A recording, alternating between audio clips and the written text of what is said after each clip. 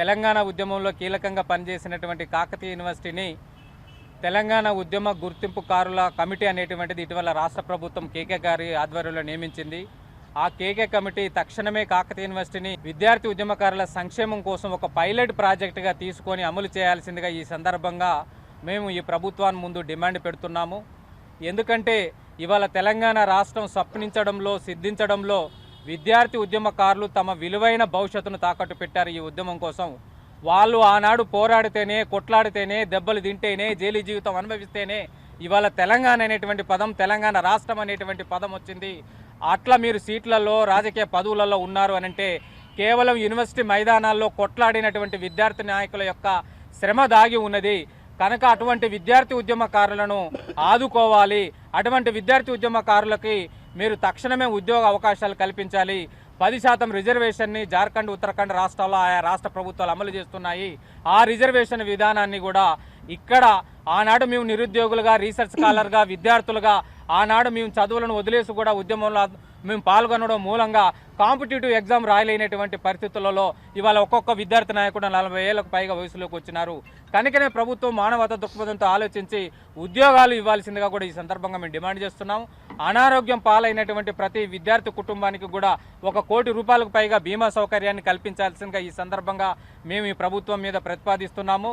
ఇదే సందర్భంలో గత ప్రభుత్వం నుంచి చూసుకుంటే ఈ ప్రభుత్వం వరకు కూడా ఉస్మానియా యూనివర్సిటీ మీద ఉన్నటువంటి ప్రేమ కాకతీయ యూనివర్సిటీ మీద లేదు. ఎందుకంటే మా విద్యార్థి ఉద్యమకారులు అనేక మంది ఈ రాజకీయ పార్టీలను అధికారంలో తీసుకురావడం కోసం పనిచేసినారు. అట్లా కేయులో మెరికల్ లాంటి విద్యార్థి నాయకులు ఈ ప్రభుత్వం కోసం పనిచేసినారు. అటువంటి విద్యార్థి నాయకులకు నామినేటెడ్ పదవుల్లో మీరు అవకాశం కల్పించాలి. ఎందుకంటే కాకతీయ యూనివర్సిటీ మీద మీరు వివక్షత చూపెడుతున్నారు. కాంగ్రెస్ ప్రభుత్వము ఇది బాధ్యత తీసుకోవాలి. స్థానికంగా ఉన్నటువంటి ఎమ్మెల్యే నాయన్ రాజేందర్ రెడ్డి గారు కావచ్చు, వర్ధనపేట ఎమ్మెల్యే కేఆర్ నాగరాజు గారు కావచ్చు, అదేవిధంగా ఈ రాష్ట్రం, ఈ జిల్లాలో నుంచి ప్రాతినిధ్యం వహిస్తున్నటువంటి 2 మంత్రులు, మహిళా మంత్రులు కొండ సురేఖ గారు కావచ్చు, దనసరి అనసూయ సీతక్క గారు కావచ్చు, బాధ్యత తీసుకొని కాకతీయ యూనివర్సిటీని ఒక పైలట్ ప్రాజెక్టుగా ఎంపిక చేసుకోవడం కోసం వీళ్ళు సీఎం గారిని ఒప్పించాల్సిందిగా కూడా ఈ సందర్భంగా మేము డిమాండ్ చేస్తున్నాం. అదే సందర్భంలో విద్యార్థి ఉద్యమ నాయకులకు కూడా రేపు రాబోయేటువంటి కార్పొరేషన్లో కూడా కీలకమైనటువంటి అవకాశాలని ఈ కాకతీయ యూనివర్సిటీ విద్యార్థి నాయకులకి అందించాల్సినటువంటి బాధ్యత ఈ జిల్లా నుంచి ప్రాతినిధ్యం వహిస్తున్నటువంటి ప్రతి ఎమ్మెల్యేకు, ప్రతి ఎంపీ మీద ఉందని కూడా ఈ సందర్భంగా మేము గుర్తు చేస్తున్నాము. కేవలం ఒక్క PhD సీటు కోసం మా వాళ్ళు రోడ్ల మీదకి వచ్చి కొట్లాటలు చేయాల్సినటువంటి పరిస్థితి ఈ కాకతీయ యూనివర్సిటీ విద్యార్థి నాయకులకు ఉంది అంటే ఉన్నటువంటి రాష్ట్ర ప్రభుత్వం కనీసమైనటువంటి పట్టింపు లేకుండా పోతుంది. కనుక విద్యార్థి ఉద్యమకారులకి న్యాయం చేయాలి. ఈ కాకతీయ యూనివర్సిటీని పైలట్ ప్రాజెక్టుగా ఎంపిక చేయాల్సిందిగా ఈనాడు కాకతీయ యూనివర్సిటీ విద్యార్థి ఉద్యమకారుల తరపు నుంచి మేము ఈ ప్రభుత్వాన్ని డిమాండ్ చేస్తున్నాం. ఈ రాష్ట్రంలో ప్రభుత్వంలో సెకండ్ అన్న వేం నరేందర్ రెడ్డి గారు తీసుకోవాలి. ఎందుకంటే ఆయనే చాలా దగ్గర నుండి మా పోరాటాన్ని చూసిండు.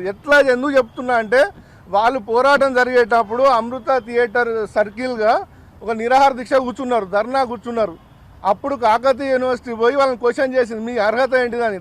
తనప్పుడు తెలుగుదేశంలో ఉండే, మీ అర్హత ఏంది తెలుగుదేశం అని అడిగినాం. మీరు రాష్ట్రానికి అడ్డం పడ్డారు, మళ్ళీ వచ్చి నిరాహార దీక్ష చేస్తున్నారు అన్నప్పుడు కాకతీయ యూనివర్సిటీ పోవడం వల్ల అక్కడ మొత్తం డిస్టర్బ్ అయ్యి వాళ్ళు విరమించుకోవాల్సి వచ్చింది. అంటే ఆయన ప్రత్యక్ష సాక్షి వేం నరేందర్ రెడ్డి.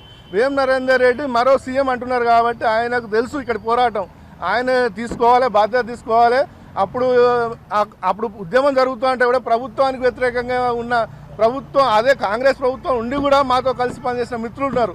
ఫస్ట్ వాళ్ళకన్నా చేయండి, మిగతా ఉద్యమకాలు పక్కన పెట్టండి. చాలామంది 10 మంది వెళ్తారు కావచ్చు కాకతీయ యూనివర్సిటీలో, వాళ్ళకి కార్పొరేషన్ ఇవ్వండి. ఎందుకంటే పోయిన ప్రభుత్వం పోయిన రాష్ట్రాల ఎంపీలు చేసింది, ఎమ్మెల్యేలు చేసింది, ఉస్మానియాలను 16 కార్పొరేషన్లు ఇచ్చింది. మీరు ఇప్పుడు అన్ని కార్పొరేషన్లు అన్నీ ఖాళీ అయినాయి. ఈ కార్పొరేషన్లో మాతోని కలిసి పనిచేసిన మీ పార్టీ వ్యక్తులను ఫస్ట్ చేయండి.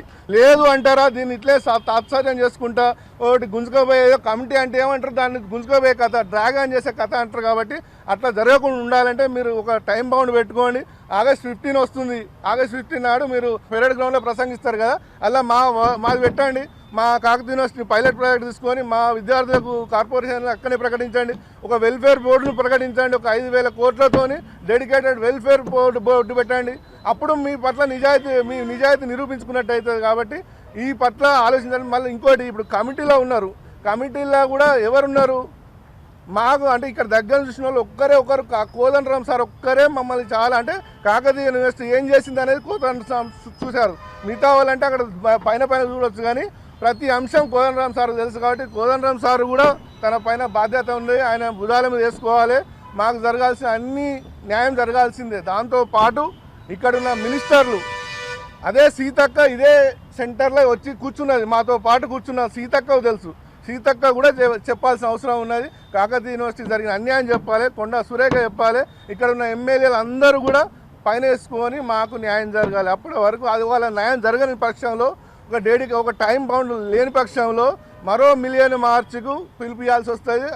ఆక్యుపై హైదరాబాద్ అంటాం. అప్పుడు ఉన్న అన్ని యూనివర్సిటీ నుంచి పోయి అలా కూర్చుంటారు. అప్పుడు ఏం జరుగుతుందో చూద్దాం.